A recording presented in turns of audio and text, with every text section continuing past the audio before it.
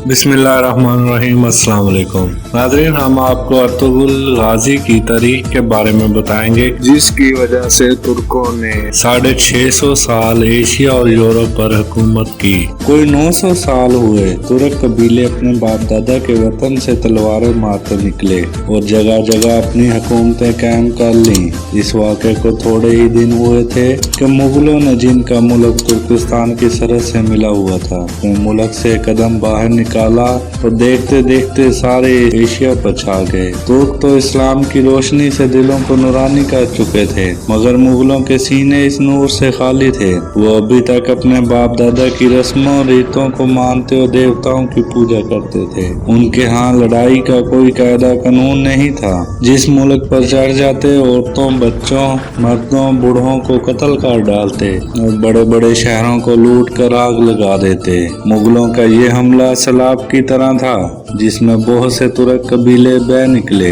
उनमें से कुछ मिस्र पहुंचे, कुछ ईरान और कुछ हिंदुस्तान में फैल गए और बाद में एशिया के दूसरे मुल्कों का रुख किया। जिन तुर्कों ने मजबूर होकर बाप दादा के वतन को छोड़ा था, उनमें गज कबीला भी था। ये लोग तुर्किस्तान से चलकर कुछ दिन खारिस्तान में अटके, मगर जब मुगलों ने वहाँ भी चैन न लेने दिया तो पश्चिम की तरफ हटे और दरियाए फरात के किनारे बढ़ते चले गए। कुछ लोग तो रास्ते में उतर गए, कुछ आगे बढ़े और तरह तरह की सख्तियां झीलते, मुसीबतें उठाते एशिया कूचक के उस हिस्से में जा पहुंचे जिसे अनातोलिया कहते हैं। यहाँ पहुंचते पहुंचते कबीले में कोई 1000-1200 आदमी रह गए थे। इनमें भी सिर्फ 400 सवार लड़ने बढ़ने के काबिल थे। बाकी कुछ बूढ़े थे, कुछ बच्चे और कुछ औरतें। इस लूटे हुए कबीले का सरदार अर्तुगरुल बड़ा बहादुर शख्स था। उसका काद लंबा चौड़ा, बड़े बड़े हाथ पांव, गोरा रंग। एशिया कूचक की सरहद पर पहुंचकर अर्तुगरुल को अपना वतन याद आ गया, क्योंकि यहाँ तुर्किस्तान की झलक सी नजर आती थी। पलट कर देखा तो अफक पर धुंध की सफेद चादर के सिवा कुछ नजर नहीं आया। जी में कहा कि अगर तुर्किस्तान यहाँ से हजारों कोसों का पल्ला है, उड़ के भी जाएं तो ना पहुँच सके, मगर खुदा का शुक्र है कि दुश्मनों से निजात पा ली। जिंदगी रही तो बदले का मौका भी हाथ आ जाएगा। अर्तुगरुल को अनातोलिया में सफर करते कई दिन हो गए। अगर चाहत मंजिल पर पहुंचकर यही जी चाहता था कि यहीं उतर पड़े, मगर ये ख्याल खींचे ले जाता था कि किसी तरह यहाँ के बादशाह के दरबार में पहुंचा जाए। वो आखिर सल्जोक नस्ल का तुर्क और अपना भाई बंद है। शायद उसके दरबार में पहुंचकर दिल के हौसले निकालने का मौका मिले। एक दिन ये बेवतन एक दरा में गुजर रहे थे। इर्द गिर्द पहाड़ियां थी, बीच में एक छोटा सा रास्ता जिसमें सिर्फ 2 सवार पहलू पहलू गुजर सकते थे। आगे आगे अर्तुगरुल था, पीछे पीछे उसके जांबाज थे। गले में तुर्किश और पीठ पर ढाले डाले, एक हाथ में नेजा, दूसरे में लगाम संभाले चले आते थे। इस लैन डोरी के बीचों बीच औरतें और बच्चे थे। कभी किसी औरत या बूढ़े के घोड़े की जेन खिसक जाती।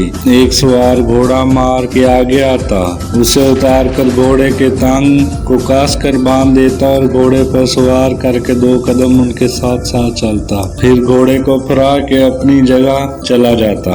जब कभी कोई ऐसा वाकया पेश आता, सारे लोग थोड़ी देर के लिए घोड़ों की भागें रोक लेते और उन सब के पीछे खच्चरों पर खेमे लदे हुए थे। उनके पीछे भेड़ बकरियों का एक गला, जिसकी देखभाल के लिए 10-12 सवारों का एक छोटा सा दस्ता मुकर्रर था।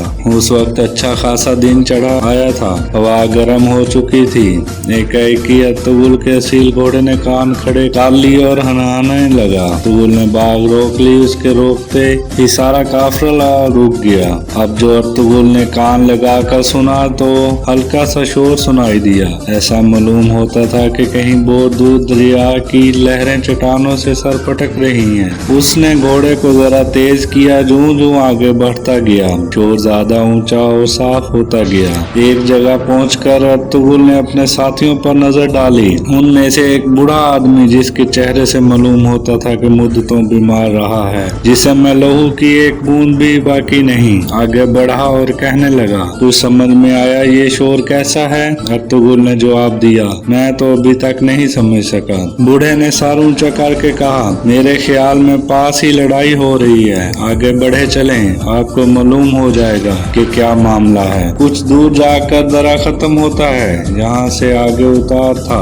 एक छोटी सी पगडंडी झाड़ियों में से गुजरती हुई नीचे एक वादी में जा पहुँचती है। यहाँ उन्होंने देखा कि वादी में जहाँ तक नजर काम करती है तलवारें चल रही हैं और घोड़ों के हनाने, तलवारों की झनकार और लड़ने वालों के नारों से आसपास की पहाड़ियां बार बार गूंज उठती हैं। अर्तुगरुल की समझ में ये बात तो ना आई कि ये लोग कौन हैं और आपस में क्यों लड़ रहे हैं, लेकिन उसने पहली ही नजर में इतना जान लिया कि लड़ाई बराबर की नहीं। दोपहर डालते ही हार जीत का फैसला हो जाएगा। दोनों लश्करों में से एक का रुख पश्चिम की तरफ था और दूसरे का पूरब की तरफ। जो लश्कर पूरब से पश्चिम को बढ़ रहा था वो गिनती में भी ज्यादा थे, उसके घोड़े ज्यादा मजबूत और सिपाही ज्यादा ताकतवर थे। इसके अलावा सूरज उसके पीछे और दुश्मन के बिल्कुल सामने था। उसने 2-3 हल्ले ऐसे किए कि दुश्मन की सफें टूटने लगी और अर्तुगरुल को ऐसा मालूम हुआ कि 2-3 हमलों में लड़ाई दो टोक हो जाएगी। अगरचे अर्तुगरुल और उसके साथी थके मांदे थे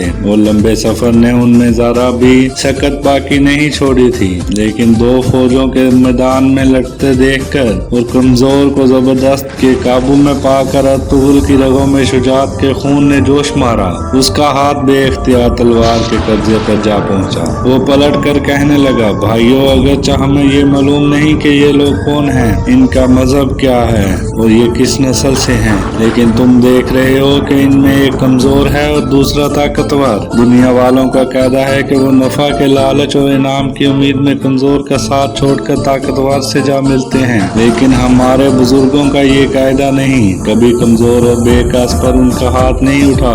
मर्दानगी और शुजाअत का कानून जो हमारी तुम्हारी रगों में रचा और बसा हुआ है, यही कहता है कि इस जंग में कमजोर को ताकतवर से बचाएं। देखो दुश्मन किस तरह सिमट कर बढ़ा है, सफर में करना फंक रही है। तारही की आवाज से दिलों में शुजाअत के बलबले जाग उठे हैं। आओ एक दफा बागें उठाएं और दुश्मन पर मिलकर जा पड़ें। इस काफिले में जो लोग लड़ने बढ़ने के काबिल थे सब घोड़े कुदा के अर्तुगरुल की पृष्ठ पर आ जमे। कुछ लोगों को औरतों और बच्चों बूढ़ों की हिफाजत के लिए वहीं छोड़ा। फिर एक साथ सबने बागें उठाई और अर्तुगरुल उन्हें एक लंबा चक्कर देकर ताकतवर फौज के पहलू पर बिजली की तरह जा गिरा। अगरचे बहादुर तुर्कों की तलवारें मुद्दत से नियाम में थी, लेकिन जब उन्हें निकाला गया तो ऐसा मालूम होता था कि शोले भड़क रहे हैं और जिस तरफ बढ़ते हैं सब कुछ जलाकर भस्म कर डालते हैं। ये हमला ऐसा अचानक था कि दुश्मन का लश्कर जो सैलाब की तरह बराबर बढ़ा चला जा रहा था, एकाएक ही रुक गया। कुछ समझ में न आता था ये आफत कहाँ से आई और सोचता था कि आगे बढ़ूं या पीछे हटूं। बस ये रुकना गजब हो गया। हारने वालों ने जिनके कदम उखड़ने में थोड़ी ही कसर बाकी रह गई थी, जब एक छोटे से दस्ते को यूं हमला करते देखा और दुश्मन को घबराया हुआ पाया तो उन्होंने समझा कि हमारी मदद को फरिश्ते आसमान से उतरे हैं। इस ख्याल के आते ही टूटी हुई हिम्मतें बंद गईं और वो फेरों को तान जंगी तंबूर गिड़गिड़ाते इस तरह बढ़े कि दुश्मन की सफें टूटने लगी। दुश्मन की फौज अनगिनत थी। अर्तुगरुल और उसके साथी इस तरह बहते चले जाते थे जिस तरह दरिया का धारा पत्थरों और कंकरों को बहाई चला जाता है। वो इसकी फौज की मौजों में डूब डूब कर उभरे और बार बार सफें उलटे रख दी। अब दुश्मन पर दो तरफा ऐसा दबाव पड़ा कि उसके कदम उखड़ने लगे। जो सरदार बड़ी बहादुरी से कदम जमाए खड़े थे, उन्होंने जब देखा कि आसपास लाशें ही लाशें हैं और दो तरफ से लश्कर बढ़ रहा है, तो वो हिम्मत हार गए और इस तरह सर पर पांव रख कर भागे के पीछे पलट कर ना देखा। अफसरों को भागते देखकर सिपाही भी जी छोड़ बैठे और जिधर किसी का मुंह उठा भाग निकला। गज दिन ढलते ही फैसला हो गया, हारे हुओं की जीत और जीते हुओं की हार। जंग खत्म हुई तो अर्तुगरुल ने अपने साथियों की तरफ तवज्जो की। कई बचपन के रफीक जिन्होंने बड़े बड़े कठिन वक्तों में साथ ना छोड़ा था, मैदान में सिसक रहे थे। अर्तुगरुल ने बचे खुचे जानसारों को उन्हें उठाया, जो जख्मी थे उनकी मरहम पट्टी की, जो मारे गए थे उनको दफन करने का इंतजाम करने लगा। इतने में कुछ लोग उस तरफ बढ़ते नजर आए। उनमें से एक सरदार घोड़ा मार के सामने आया और कहने लगा, हमारे बादशाह तुमसे मिलना चाहते हैं, क्योंकि आज की जंग तुम्हारी वजह से सर हुई है। हमारी समझ में अभी तक ये बात नहीं आई कि तुम कौन लोग हो, यहाँ क्यों कर आए हो और तुमने हमारी मदद क्यों की है। सच तो ये है कि सब अब तक तुम्हें फरिश्ते समझ रहे थे, लेकिन जब हमने तुम्हें अपने साथियों की लाशें उठाते और जख्मियों को देखभाल करते देखा तो समझा कि तुम फरिश्ते नहीं बल्कि हमारी तरह इंसान हो। अर्तुगरुल ने अपना नाम बताया और कहा, मैं तुर्कों के गज कबीले का सरदार हूँ। मुगलों ने हमें अपने वतन से निकाल दिया। जब कहीं सर छुपाने का आसरा न मिला तो हम इस मुल्क में चले आए, लेकिन मुझे भी अभी तक ये मालूम नहीं हुआ कि तुम लोग कौन हो, तुम्हारे बादशाह का क्या नाम है और जिन लोगों ने तुम पर हमला किया वो कौन थे। वो सरदार बड़े ताज्जुब से कहने लगा, सचमुच तुम्हें इतना भी मालूम नहीं, हम सब तुम्हारी तरह तुर्क हैं। हमारा बादशाह अलाउद्दीन खलजोकी खानदान के तुर्क बादशाहों की नस्ल से है, जिन्होंने एक जमाने में तुर्किस्तान से समंदर के किनारे तक सारे मुल्क पर कब्जा कर लिया था। और ये लोग मुगल थे जो दूसरे इस्लामी मुल्कों को तबाह करके हमारे मुल्क पर चढ़ आए थे। ये कहकर वो सरदार अर्तुगरुल को अपने बादशाह के पास ले गया। वो अर्तुगरुल से बड़ी मेहरबानी के साथ पेश आया और उसे बहादुर मर्दानगी की तारीफ की। नाज़रीन, अगली किस्त में सल्जोकी बादशाह की अर्तुगरुल से मुलाकात के बारे में बयान करेंगे इंशाअल्लाह। सी मुस्लिम टीवी चैनल को सब्सक्राइब करें, वीडियो को लाइक करें और ज़्यादा से ज़्यादा शेयर करें।